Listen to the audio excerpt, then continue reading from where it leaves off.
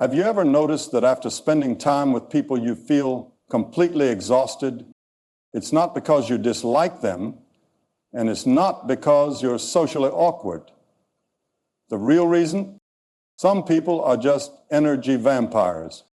They take more than they give, leaving you mentally and emotionally drained.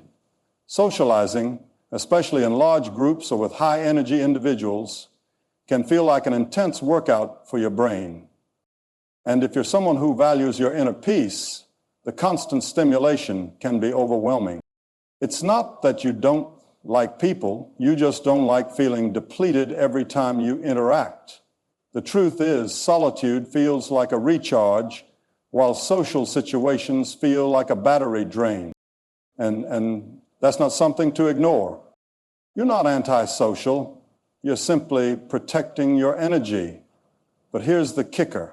When you do find those rare people who actually refill your energy instead of draining it, you feel alive, engaged, and at peace. So if you've ever felt like social interactions leave you feeling more exhausted than fulfilled, this might be why.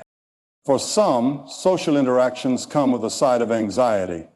It's not necessarily fear of people, but rather the unpredictability of social dynamics. What if you say the wrong thing? What if someone misinterprets your words? What if you put in an uncomfortable situation with no way out? These thoughts race through your mind before, during, and after any social event, making the entire experience more stressful than enjoyable. Social anxiety isn't just about being shy. It's about feeling overstimulated by the sheer amount of information your brain has to process in real time. Small talk, reading body language, responding appropriately. It's a mental juggling act that can be exhausting. And when social interactions feel like work rather than fun, it's no surprise that you'd rather avoid them altogether. If you find yourself mentally rehearsing conversations before they even happen, or overanalyzing every word you said after an event, social anxiety might be playing a role in why you prefer solitude. Nothing feels more draining than being stuck in a conversation that feels shallow and forced. The weather, celebrity gossip, or what you do for a living, it all feels empty. You crave depth. You want conversations that challenge your mind, expand your understanding, and make you feel truly connected. But here's the problem. Deep, meaningful conversations aren't easy to come by in casual social settings.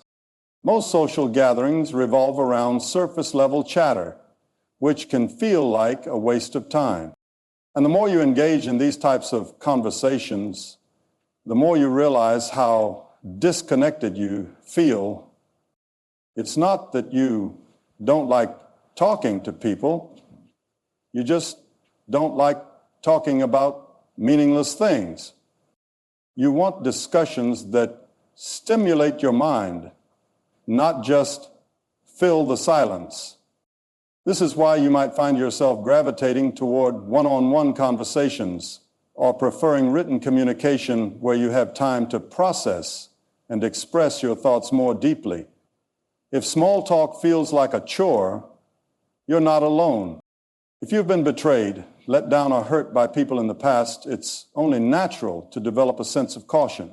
Your mind starts associating social interactions with potential disappointment. Maybe you've had friendships that felt one-sided, where you gave more than you received. Or perhaps you've been burned by toxic people who manipulated, used, or abandoned you when you needed them most. Over time, this creates an invisible wall between you and others, a protective barrier meant to shield you from future pain.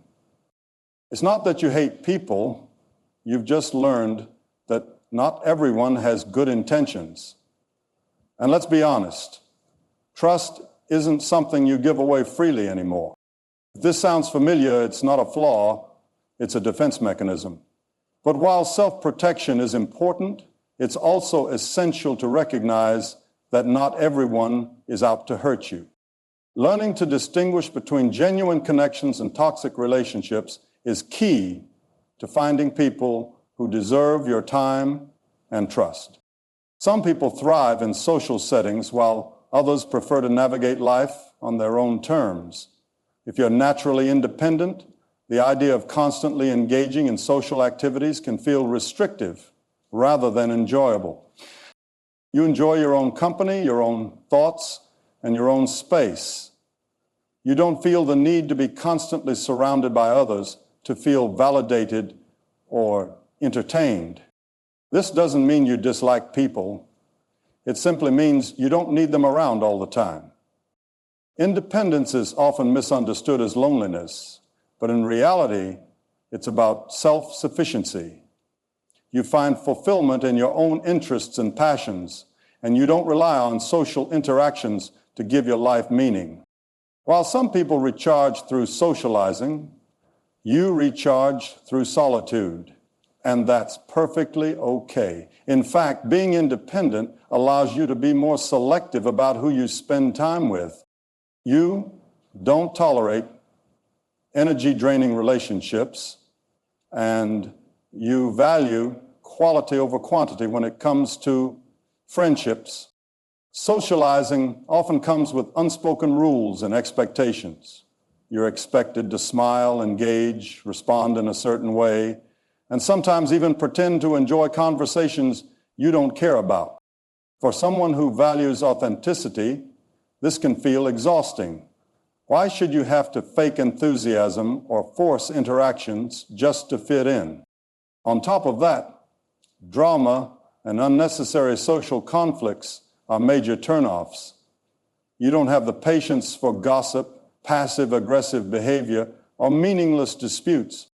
The more you see how people interact, spreading rumors, competing for attention, or putting on facades, the less appealing social settings become. You prefer straightforward, drama-free interactions where people say what they mean and mean what they say. And because these types of relationships are rare, you'd rather be alone than surrounded by inauthenticity. If you often find yourself rolling your eyes at social theatrics, this might be one of the reasons you avoid people. Social environments can be incredibly overwhelming. Loud conversations, constant movement, multiple people talking at once. It's a lot to take in. For those who are highly sensitive to their surroundings, social interactions can feel more like a sensory assault than a pleasurable experience.